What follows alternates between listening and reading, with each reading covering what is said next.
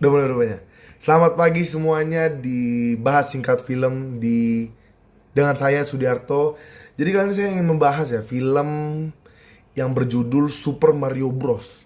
Film yang animasinya hitungannya sangat cantik, dan juga film ini diadaptasi dari game Nintendo Switch yang berasal dari Jepang, diadaptasi menggunakan bahasa Inggris, berlokasi di Amerika Serikat. Jadi film ini sebenarnya tentang apa sih? Seperti yang kalian tahu teman-teman, Super Mario Bros. Itu menceritakan, kalau di dalam gamenya ya, itu menceritakan tentang dua bersaudara Mario dan Luigi dalam menyelamatkan sang putri, yaitu Putri Peaches, dari sang monster gitu ya. Monsternya bernama Bowser gitu ya. Monsternya adalah sebenarnya bukan monster ya, lebih kayak sebuah spesies ya, sebuah spesies kura-kura yang jahat begitu ya.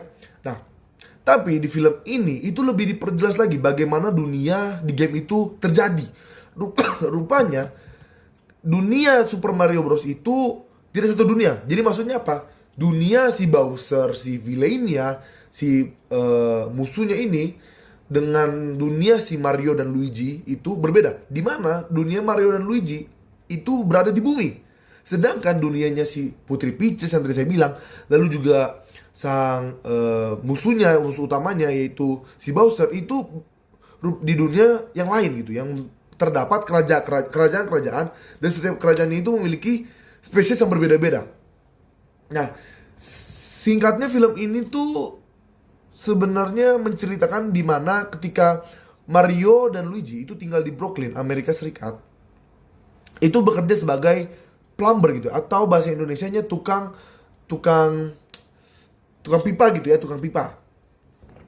Mereka merintis dari awal karena mereka juga baru memulai kerja. Mereka membuat membuat iklan gitu ya, membuat iklan yang sangat bagus, tapi malah direndahkan oleh keluarganya, bahkan oleh ayahnya sendiri. Pada suatu hari di Brooklyn itu terjadi eh, di mana pipa besar gitu ya membawa air untuk ke seluruh kota Brooklyn itu pecah gitu. Akhirnya Mario dan Luigi itu inisiatif sendiri gitu ya, inisiatif sendiri bahwa mereka ingin menyelamatkan Brooklyn. Tapi naasnya saat mereka ingin memperbaiki pipa besar Brooklyn itu, mereka malah masuk ke pipa yang entah membawa mereka entah kemana. Dan dalam prosesnya itu Mario dan Luigi itu terpisah. Mario pindah ke kerajaan Mak Jamur, sedangkan si Luigi, saudaranya itu atau adiknya si Mario, itu pindah ke kerajaannya si Bowser, kerajaan kura-kura. Nah, sekarang kita pindah ke latar apa yang terjadi di dunia kerajaan-kerajaan ini, teman-teman. Jadi, apa yang terjadi di kerajaan-kerajaan ini adalah si Bowser ini, kan tadi sudah saya bilang, adalah musuh utama. Rupanya di dunia ini, si Bowser itu ingin menginvasi, ingin mengambil seluruh dunia itu menjadi di tangannya. Nah, di dunia Mario Bros ini, dunia game ini, di dunia yang lain ini, itu ada seperti kotak dengan tanda tanya yang jika dipukul itu akan mengeluarkan buff atau debuff. Apa itu buff atau debuff?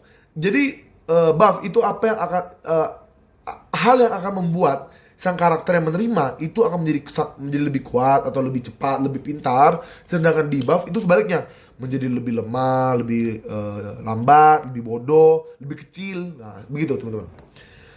Nah, hal yang paling bagus itu adalah dari yang kotak itu adalah bintang. Nah, bintang ini didapatkan oleh Bowser, tapi tidak dipakai karena apa? Sekalinya dipakai, Bowser akan mendapatkan kekuatan yang sangat-sangat bagus yang hingga membuatnya tidak terkalahkan di dunia itu. Nah, tadi kan saya sudah bilang, Mario itu masuk ke kerajaannya sang putri atau kerajaannya Jamur, sedangkan sang Luigi itu ke kerajaannya Bowser, yaitu musuh utamanya. Nah, si Luigi itu ditangkap oleh penjaganya gitu ya, penjaga di kerajaan Bowser, sedangkan si Mario diterima dengan baik oleh warga-warga kerajaan kerajaan Jamur, kerajaan Jamur, dan si Mario meminta permintaan kepada sang putri untuk menyelamatkan adiknya yang dia tuh sendiri tidak tahu. Tapi sang putri mengetahui lokasinya itu pasti ada di kerajaan Bowser. Dan ketika mereka berbincang, rupanya Bowser itu sudah datang untuk menginvasi kerajaan Jamur. Tapi rupanya dalih-dalih menginvasi, dia itu ingin menikahi sang putri. Jika sang putri menolak, maka Bowser akan menyerang kerajaannya dan membunuh rakyat-rakyatnya. Sungguh kejam bukan teman-teman? sungguh kejam, sangat kejam.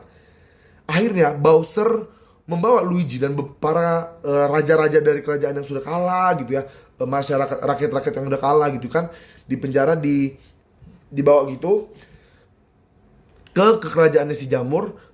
Akhirnya si Bowser itu seperti yang tadi bilang mempinang gitu ya, mempinang si Peach gitu kan, dipinang. Rupanya di sang Putri Peach menolak.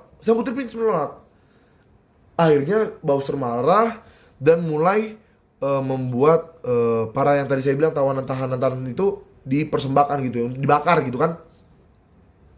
Tapi sang Peach melawan dan Mario juga melawan. Mario rupanya diam-diam menggunakan kekuatan sang musang dari kotak misterius yang tadi saya bilang.